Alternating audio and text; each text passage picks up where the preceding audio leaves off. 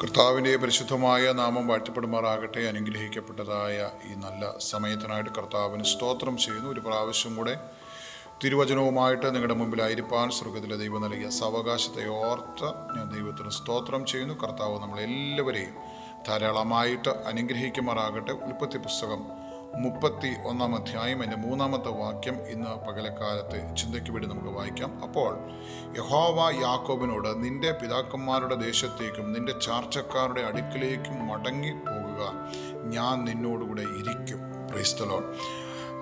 യഹോവയായ ദൈവം യാക്കോബിനോട് പറയുകയാണ്, നീ മടങ്ങി പോകുക, ഞാൻ നിന്നോടുകൂടെ ഇരിക്കും.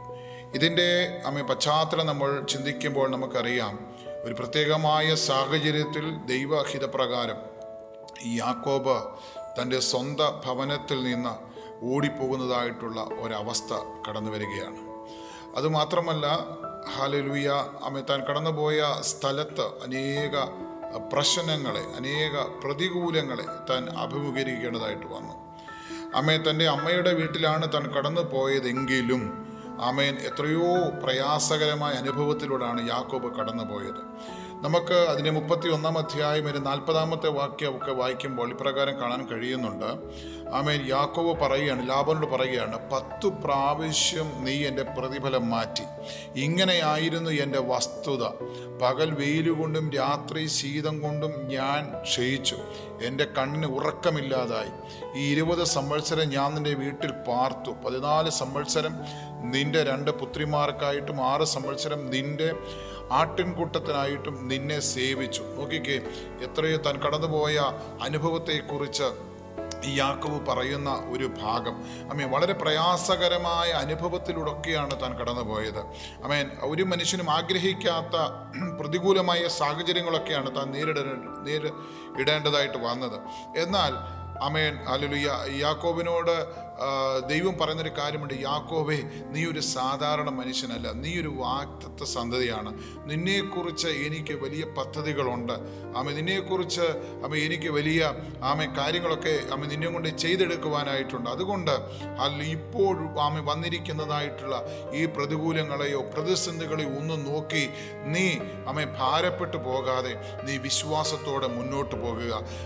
നിനക്ക് ലഭിച്ചിരിക്കുന്ന വാഗ്ദത്തമുണ്ടല്ലോ, ആ വാഗ്ദത്തത്തെ മുറുകെ പിടിച്ചുകൊണ്ട് ആ വാഗ്ദത്തത്തിൻ്റെ നിവൃത്തീകരണത്തിന് വേണ്ടി നീ പ്രാർത്ഥിച്ചുകൊണ്ട് ശക്തമായിട്ട് മുന്നോട്ട് പോകുക. നോക്കിക്കേ, അവൻ യാക്കോബ് തനായിരുന്ന സ്ഥലത്ത് അപ്രകാരമുള്ള സാഹചര്യങ്ങളിലൊക്കെ കടന്നു പോയാലും നമുക്കറിയാം, യാക്കോബിനെ ദൈവം ബലപ്പെടുത്തുവാനായിട്ടിടയായി. യാക്കോബിനെ ദൈവം വഴി നടത്തുവാനായിട്ടിടയായി. അവൻ്റെ ജീവനും ഭക്തിക്കും വേണ്ടതൊക്കെയും ദൈവം നൽകി കൊടുക്കുവാനായിട്ടിടയായി. അത്ഭുതങ്ങൾ അവൻ്റെ ജീവിതത്തിൽ ദൈവം ചെയ്യുവാനായിട്ടിടയായി. ഒന്നുമില്ലാതെ കടന്നു വന്ന യാക്കോബിനെ 2 കൂട്ടമായി പിരിയത്തക്കവണ്ണം ഒരു വലിയ സമൂഹമായി, ഒരു വലിയ കൂട്ടമായി ദൈവം അവനെ അനുഗ്രഹിപ്പാനായിട്ടിടയായി. പ്രതികൂലത്തിൻ്റെ നടുവിലും നമ്മളെ നടത്തുന്ന, നമ്മളെ അനുഗ്രഹിക്കുന്ന ഒരു നല്ല ദൈവത്തെയാണ് നമ്മൾ സേവിക്കുന്നത്. ഇന്ന് പകലക്കാലം ഞാൻ നിങ്ങളുമായിട്ട് ഷെയർ ചെയ്യുവാനായിട്ട് ആഗ്രഹിക്കുന്ന ചിന്ത എന്താണെന്ന് ചോദിച്ചു, പ്രിയപ്പെട്ടവരെ, ദൈവം യാക്കോബിനോട് പറയുകയാണ്, യാക്കോബ്, ഇതൊന്നുമല്ല, ഇതിനപ്പുറമായിട്ട് നിന്നെക്കുറിച്ച് എനിക്ക് വലിയ പദ്ധതികളുണ്ട്. നിന്നെക്കുറിച്ച് എനിക്ക് വലിയ പ്ലാനുകളുണ്ട്. ആ ദൈവഹിതം നിറവേറുവാനായിട്ട് നീ മടങ്ങിപ്പോകുക. ഒരു തിരിച്ചു വരവ് ദൈവം നമുക്കെല്ലാം ഒരുക്കിയിട്ടുണ്ട്. പല വിഷയത്തിന് നടുവിലും നമ്മൾ ഭാരത്തോടിരിക്കുന്നവരായിരിക്കാം, വളരെ പ്രതികൂലത്തിൻ്റെ സാഹചര്യങ്ങളിലൂടെ കടന്നു പോകുന്നവരായിരിക്കാം. എന്നാൽ ദൈവം പറയുന്നു, ഹല്ലേലൂയ, നിനക്കൊരു തിരിച്ചു വരവ്, നിനക്കൊരു മടങ്ങി വരവ് ദൈവം ഒരുക്കിയിട്ടുണ്ട്. ദൈവം അതിനുവേണ്ടി ഒരു ദിവസം നിനക്ക് വേണ്ടി ഒരുക്കിയിട്ടുണ്ട്. അതുകൊണ്ട് തകർച്ചയിലിരിക്കുന്ന, ഭാരത്തിലിരിക്കുന്ന, വളരെ പ്രതികൂലത്തിൻ്റെ അവസ്ഥയിലൂടെ കടന്നു പോകുന്ന ദൈവത്തിൻ്റെ പൈതലെ, ഹല്ലേലൂയ, നീ ഭാരപ്പെടേണ്ട, നിനക്കും ഒരു മടങ്ങി വരവ് ദൈവം ഒരുക്കിയിട്ടുണ്ട്. ആ വചനത്തിൽ നമുക്ക് ആഴമായിട്ട് വിശ്വസിക്കാം. ദൈവം ധാരാളമായി നമ്മളെ അനുഗ്രഹിക്കട്ടെ.